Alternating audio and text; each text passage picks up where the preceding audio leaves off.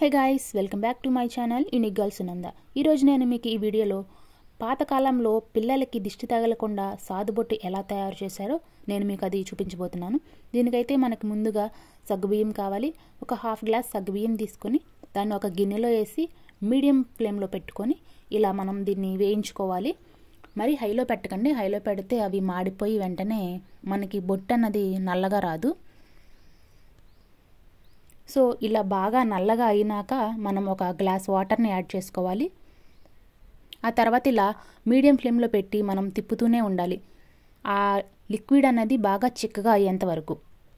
ఈ బొట్టు మనం పిల్లలకి వాడటం వల్ల వాళ్ళకి పెట్టినప్పుడు అక్కడ మచ్చ అనేది పడకుండా ఉంటుంది.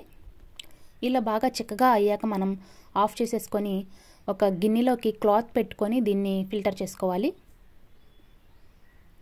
ఇలా వీడియోలో చూపించిన విధంగా చేసుకోవాలి. చూసారు కదా ఫ్రెండ్స్, మనకి సాదుబొట్టు రెడీ అయిపోయింది.